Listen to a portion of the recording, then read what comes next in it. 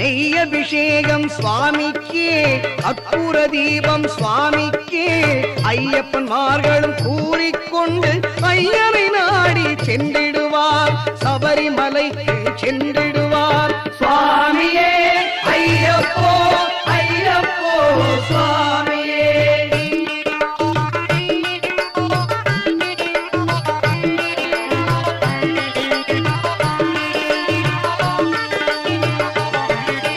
கார்த்திகை மாதம் மாலையணிந்து நேர்த்தியாகவே விரதமிருந்து